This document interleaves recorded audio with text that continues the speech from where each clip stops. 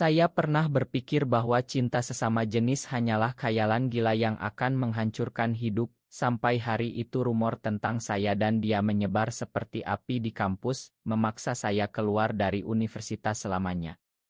Bayangkan saja, seorang mahasiswa teknik yang berprestasi tiba-tiba dicap sebagai penyimpang, hanya karena satu tapan yang tak sengaja tertangkap mata orang.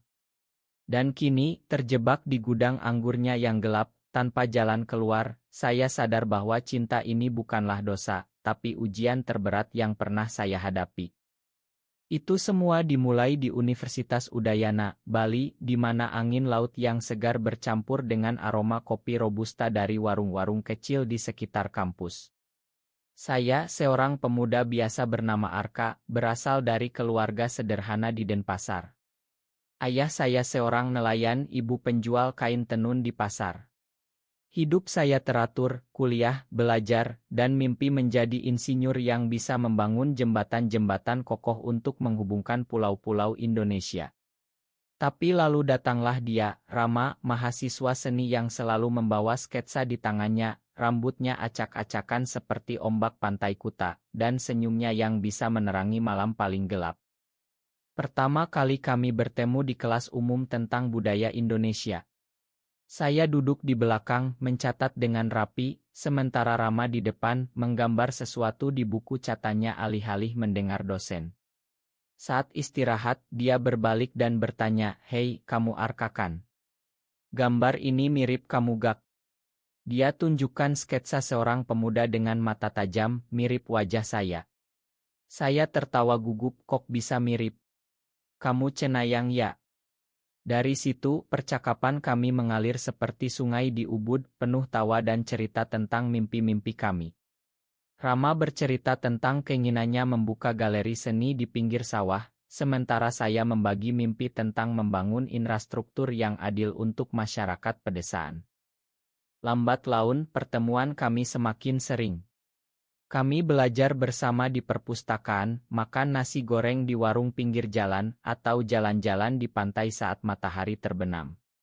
Ada sesuatu yang berbeda dalam tatapannya, sesuatu yang membuat hati saya berdegup lebih kencang. Saya tak pernah berpikir tentang cinta seperti ini sebelumnya. Di masyarakat Bali yang kental dengan tradisi Hindu, cinta sesama jenis adalah topik yang tabu, dibisikkan dalam gelap, tapi tak pernah dibahas terang-terangan. Saya tumbuh dengan cerita tentang Rama dan Sita, tentang cinta yang suci antara pria dan wanita. Tapi dengan Rama, saya merasakan kehangatan yang tak bisa dijelaskan, seperti angin monsun yang membawa hujan penyegar. Suatu hari, di acara Estial kampus, rumor itu mulai beredar. Seseorang melihat kami berdua di taman, tangan saya menyentuh bahunya saat kami tertawa. "Arka dan Rama kayaknya lagi pacaran deh," bisik-bisik teman-teman. Awalnya saya abaikan, tapi rumor itu tumbuh seperti rumput liar setelah hujan. Di grup WhatsApp kelas, ada yang posting meme tentang kami, dengan caption yang menyakitkan, "Cinta terlarang di kampus suci." Saya marah, tapi lebih takut. Ayah saya, yang keras tapi penyayang, pernah bilang, "Jadi laki-laki sejati, jangan seperti mereka yang menyimpang." Kata-katanya bergema di kepala saya. Rama juga merasakannya. "Arka, abaikan saja. Mereka iri karena kita dekat," katanya suatu malam saat kami duduk di pantai Sanur, ombak menyapa kaki kami. Tapi saya tahu, di balik senyumnya ada kekhawatiran. Keluarganya di Jakarta lebih konservatif, ayahnya seorang pengusaha yang mengharapkan Rama menikah dengan gadis dari keluarga baik-baik. Kami tak pernah secara eksplisit mengakui perasaan kami, tapi itu ada, seperti arus bawah tanah yang tak terlihat tapi kuat. Klimaks rumor itu datang saat dekan memanggil saya. "Arka, ada laporan tentang perilaku tidak pantas. Ini bisa memengaruhi beasiswa kamu." Saya membela diri, "Itu hanya rumor, Pak. Kami hanya teman." Tapi mata dekan penuh keraguan. Malam itu, saya pulang dengan hati hancur. Ibu melihat wajah saya dan bertanya, "Ada apa, Nak?" Saya tak bisa jawab, hanya menangis dalam hati. Besoknya, saya putuskan drop out. Lebih baik keluar daripada menghadapi cercaan setiap hari. Saya bilang pada Rama, ini yang terbaik. Aku gak mau kita berdua hancur karena ini. Matanya berkaca-kaca, Arka, jangan pergi. Kita bisa hadapi bersama. Tapi saya pergi, meninggalkan kampus dan mimpi saya. Setelah drop out, saya bekerja di kebun anggur milik keluarga Rama di pinggir Ubud. Ya, ironisnya, ayah Rama punya bisnis wine lokal, meski di Indonesia wine bukan hal umum, tapi di Bali, dengan turis asing, bisnis itu berkembang. Rama yang mengajak saya, datanglah ke sini, Arka. Kita bisa mulai baru. Saya setuju, berpikir ini cara untuk tetap dekat tanpa rumor. Gudang anggur itu luas, penuh barel kayu berisi anggur fermentasi, aroma manis asam memenuhi udara. Saya bekerja sebagai buruh, memetik anggur, membersihkan gudang, sementara Rama mengawasi dari kantor kecilnya. Hari-hari berlalu dengan tenang, tapi perasaan kami semakin dalam. Saat istirahat, kami berbicara tentang masa lalu, tentang mimpi yang tertunda. Arka, aku rindu kampus, tapi lebih rindu kamu, katanya suatu sore. Saya memandangnya, hati saya meleleh. Aku juga, Rama. Tapi apa kita bisa? Pertanyaan itu menggantung seperti buah anggur yang siap dipetik. Lalu datanglah konflik pertama. Adik Rama, seorang gadis remaja bernama Sinta, curiga pada kami. Dia sering mengintip saat kami berbicara. Suatu hari, dia bertanya langsung, Kak Rama, kamu suka Arka ya? Kayak cowok suka cewek. Rama tertawa, jangan ngaco, Sin. Kami teman. Tapi Sinta tak puas. Dia cerita pada ayahnya, dan ayah Rama, Pak Budi, mulai memantau. Arka, kamu kerja bagus, tapi jangan deket-deket Rama terlalu sering, katanya suatu pagi. Saya mengangguk, tapi hati saya sakit. Rumor lama mulai muncul lagi.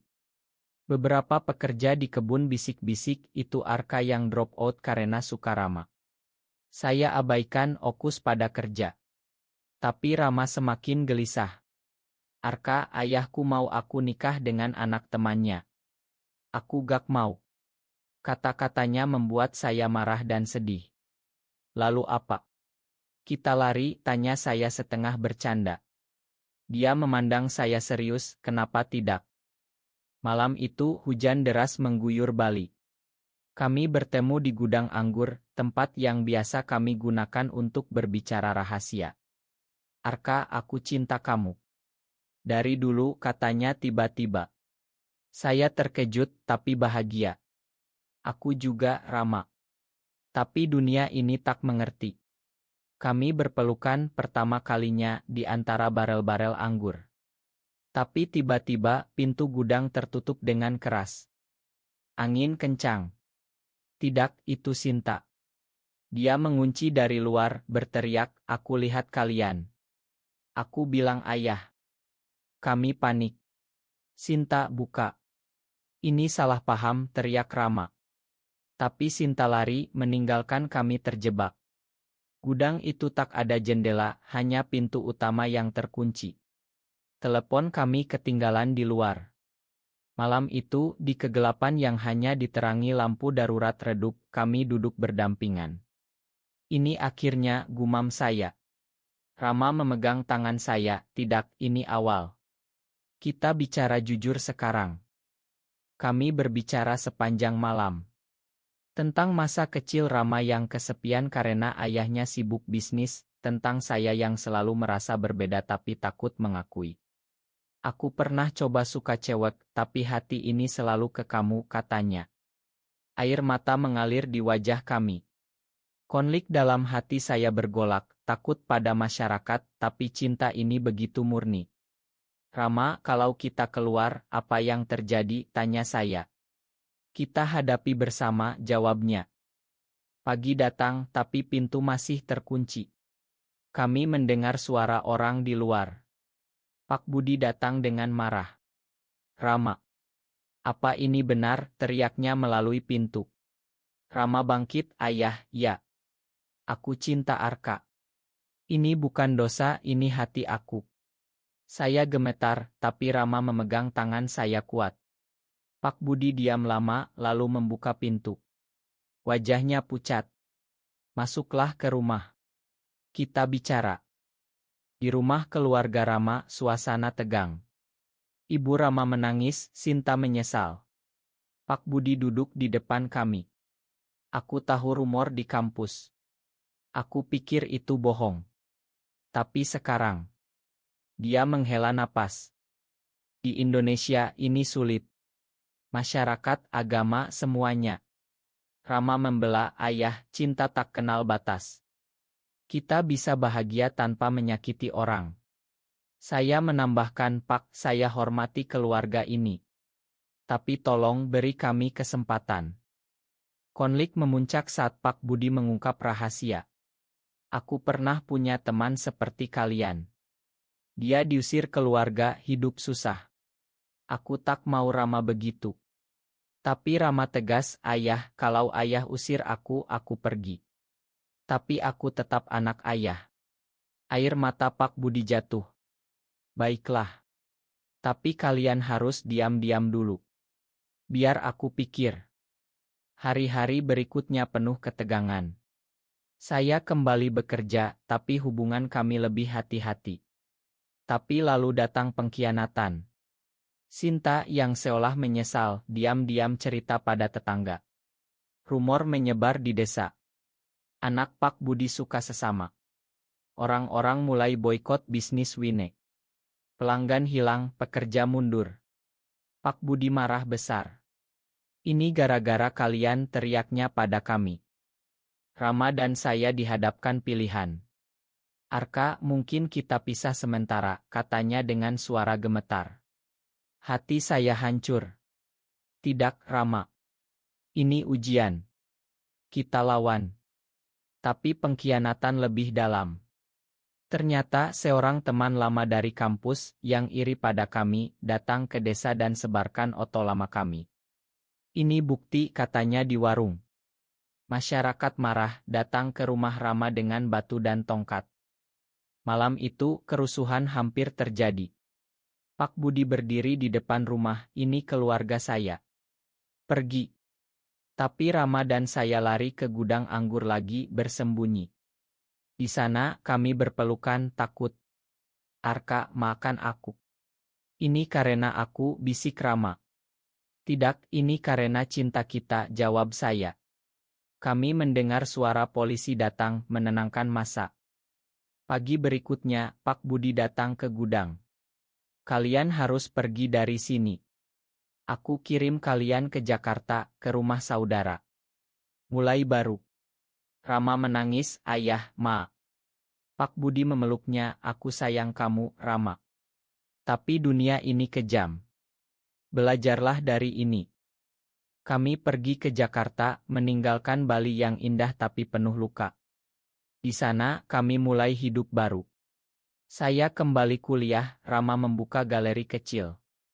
Perlahan kami bangun komunitas yang diam-diam mendukung.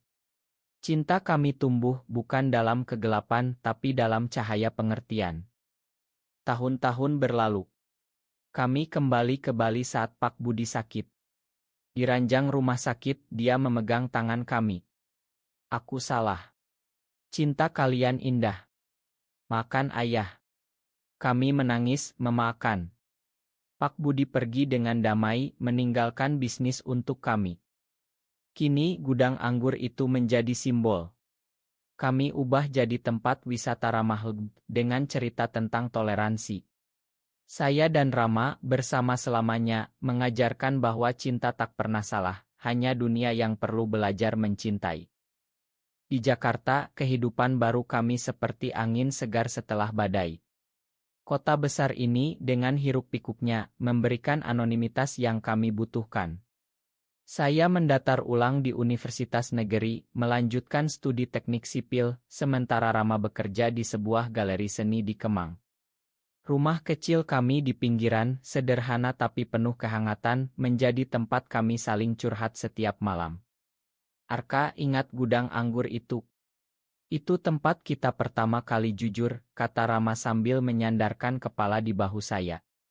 Saya tersenyum, ya, dan sekarang kita bebas.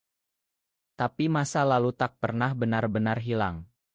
Suatu hari, surat dari Sinta datang. Kak Rama, aku minta maaf. Aku takut waktu itu. Rama membacanya dengan air mata. Dia masih anak kecil, Arka. Kita makan. Kami balas surat itu mengundang Sinta ke Jakarta. Saat dia datang, suasana canggung. Makan aku, Kak. Aku yang bikin rumor nyebar. Rama memeluknya, sudah lewat. Kita keluarga.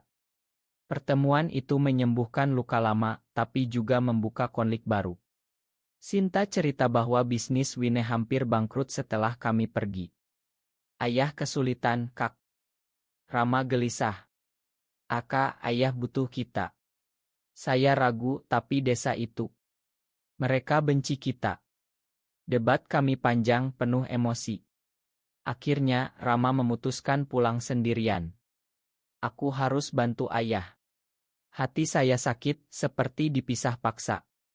Jangan lama-lama, bisik saya saat mengantarnya ke bandara. Rama mencium pipi saya pelan, aku janji. Bulan pertama tanpa Rama seperti neraka. Saya sibuk kuliah, tapi pikiran selalu ke dia. Telepon malam hari jadi penyelamat. Arka, ayah mulai terima. Tapi desa masih bisik-bisik. Kata-katanya membuat saya cemburu pada masa lalu. Lalu datang pengkhianatan yang tak terduga. Seorang teman Rama di Bali bernama Joko yang dulu dekat dengannya mulai mendekati. Dari cerita Rama, Joko membantu bisnis, tapi saya curiga. Dia baik, Arka. Jangan khawatir, kata Rama. Tapi suatu malam, telepon tak diangkat. Besoknya, Rama cerita, Ma, aku capek kemarin. Saya tak percaya. Saya cari tahu lewat Sinta. Kak Rama sering sama Joko, Kak Arka. Hati saya hancur. Apakah Rama selingkuh? Saya terbang ke Bali, marah dan sedih. Sampai di rumah, saya lihat Rama dan Joko di gudang anggur, tertawa. Apa ini? Teriak saya. Rama terkejut. Arka, ini bukan yang kamu pikir. Joko tersenyum licik, oh ini pacarmu ya. Konflik meledak. Saya tuduh Rama, kamu bohong. Kamu janji. Rama menangis, tidak. Joko cuma teman. Dia bantu bisnis. Tapi saya tak percaya, pergi dengan hati hancur. Malam itu, saya duduk di pantai, memandang ombak. Kenangan kami berputar, pertama bertemu, rumor, gudang. Apakah ini akhir? Rama datang mencari. Arka, dengar aku. Joko sengaja bikin salah paham. Dia iri karena aku pilih kamu. Kami berdebat panjang, air mata campur hujan tropis. Akhirnya, Rama buktikan dengan pesan-pesan Joko yang manipulatif. Makan aku tak cerita lebih awal. Kami berdamai, lebih kuat. Tapi pengkhianatan Joko tak berhenti. Dia sebarkan rumor baru di desa, Rama selingkuh dengan Joko, Arka ditinggal. Masyarakat marah lagi. Pak Budi sakit karena stres. Di rumah sakit, dia bilang, kalian harus kuat. Dunia berubah lambat. Kami rawat dia bersama, Sinta membantu. Saat Pak Budi sembuh, kami putuskan konfrontasi Joko. Di gudang anggur, kami bertiga bertemu. Kenapa kamu lakuin ini? Tanya Rama. Joko tertawa pahit, karena aku suka kamu dulu, Rama. Tapi kamu pilih Arka. Pengakuan itu mengejutkan. Joko menangis, Ma. Aku salah. Kami makan tapi minta dia pergi. Bisnis mulai pulih. Kami buka tur Wine dengan tema toleransi, cerita tentang cinta universal. Turis datang mendengar kisah kami. Ini inspirasi, kata seorang turis asing. Rama dan saya semakin dekat, mimpi kami menyatu, saya bangun infrastruktur kebun, Rama desain galeri di sana. Tapi tinggi Tro datang lagi saat keluarga saya datang. Ayah dan ibu dengar rumor, datang dari Denpasar. Arka, apa benar? Kamu Dengan laki-laki, tanya ayah marah. Saya tegas, ya ayah. Ini aku. Debat sengit, ibu menangis. Rama berdiri di sisi saya, Pak, kami saling sayang. Ayah pergi marah, tapi ibu tinggal, beri waktu ayahmu. Bulan berikutnya, ayah datang kembali. Aku pikir-pikir. Kamu anakku, Arka. Aku tak mau kehilangan. Pelukan itu menyembuhkan. Keluarga bersatu meski lambat. Kini di gudang anggur yang dulu jebak kami rayakan ulang tahun pernikahan simbolis. Teman-teman datang berbagi cerita. Cinta kami penuh luka tapi indah jadi harapan bagi banyak orang. Kehidupan di Bali setelah rekonsiliasi seperti musim kemarau yang panjang penuh tantangan tapi juga harapan. Gudang anggur kini bukan lagi tempat gelap tapi pusat kegiatan. Kami renovasi, tambah lampu-lampu hangat, dan buat ruang untuk workshop seni. Rama mengajar menggambar, sementara saya ajar teknik sederhana untuk irigasi kebun. Arka, ini mimpi kita jadi nyata, katanya sambil memegang tangan saya di bawah pohon anggur. Tapi bayang masa lalu masih ada. Suatu hari, wartawan lokal datang, ingin wawancara tentang pasangan gay di bisnis Wine Bali. Kami ragu. Ini bisa bahaya, Rama. Tapi dia yakin kita cerita sisi manusiawi. Biar orang paham.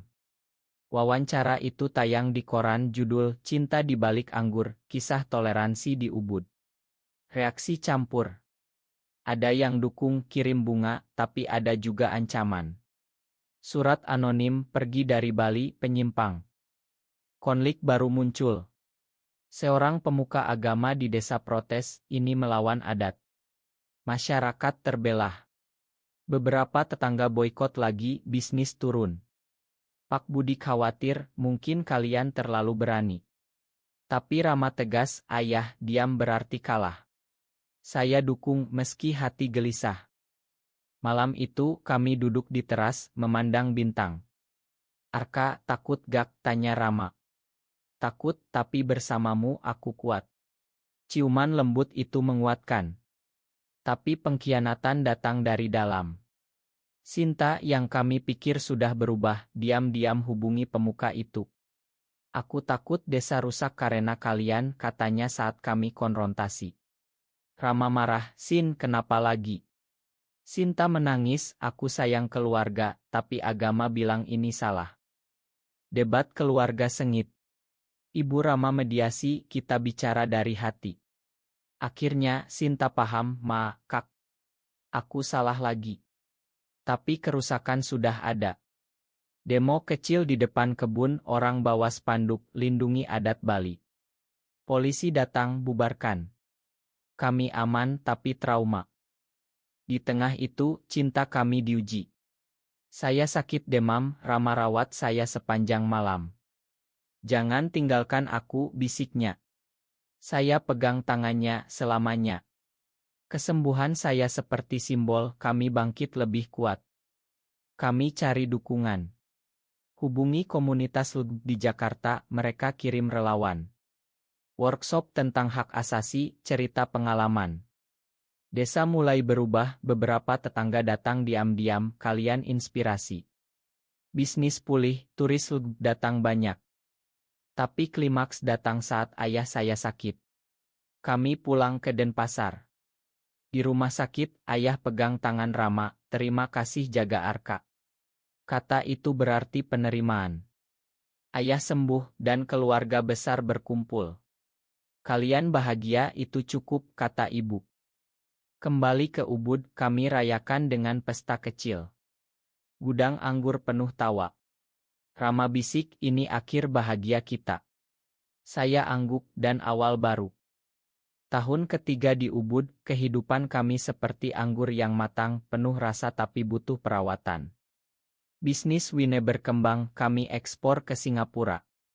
Rama desain label botol dengan motif batik, simbol identitas Indonesia.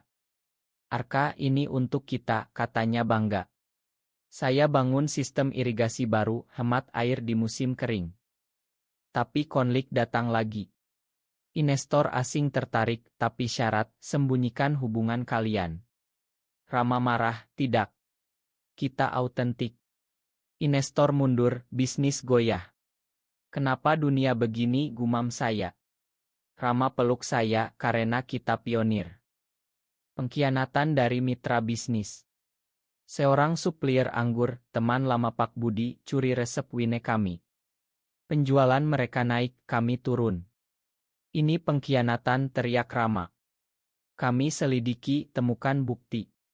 Konfrontasi di kantornya, kenapa, tanya saya. Dia tertawa, bisnis adalah bisnis. Kalian terlalu idealis. Kami laporkan polisi, tapi proses lambat. Stres membuat Rama sakit. Di rumah sakit, dokter bilang dia butuh istirahat. Saya rawat dia, Rama, kita lewati ini. Dia tersenyum lemah, bersamamu, ya. Saat Rama sembuh, kami rekonstruksi bisnis. Cari supplier baru, inovasi rasa wine. Sukses datang, penghargaan dari Estial Wine Asia. Ini buat ayah, kata Rama. Keluarga semakin dekat. Sinta kuliah di Jakarta, sering kunjung. Kak, aku bangga. Ayah saya datang, bantu di kebun. Arka, kamu benar. Cinta itu cinta. Di gudang anggur, kami ingat malam terjebak. Itu titik balik, kata saya. Rama angguk, dan sekarang kita bebas. 4 tahun kemudian Ubud seperti rumah sejati. Gudang anggur jadi landmark, turis datang untuk cerita toleransi. Kami buka kai di sana, sajikan wine dengan cerita. Ini tentang cinta, kata Rama pada tamu. Tapi badai datang. Pandemi global, bisnis tutup. Kami kesulitan finansial. Arka, apa kita jual, tanya Rama. Tidak, kita pertahankan. Kami adaptasi, jual online. Konflik internal. Saya stres, marah pada Rama atas hal kecil.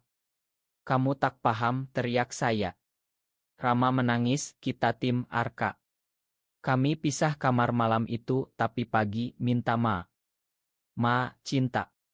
Pelukan itu menguatkan. Pengkhianatan dari karyawan. Seorang mencuri uang, kabur. Kenapa orang begini, gumam Rama. Kami bangkit, rekrut baru. Pasca pandemi, bisnis meledak. Kami nikah simbolis di pantai, keluarga hadir. Selamanya janji kami. 5 tahun berlalu, kami adopsi anak yatim dari panti asuhan. Ini keluarga kita, kata Rama. Anak itu bernama Dio, bawa kebahagiaan. Ayah Arka, ayah Rama, panggilnya. Konflik terakhir, Dio dibully di sekolah karena orang tua gay. Kenapa mereka bilang salah, tanya Dio. Kami jelaskan, cinta kami benar. Kami bicara dengan sekolah, advokasi. Akhirnya, desa terima. Pemuka agama datang, kalian ajar kami tentang kasih. Gudang anggur jadi simbol perdamaian. Kami tua bersama, cerita kami jadi buku. Dari rumor ke cinta abadi. Kematian Pak Budi damai, warisannya terus. Di akhir, saya pegang tangan Rama, terima kasih atas segalanya. Dia tersenyum, selamanya Arka.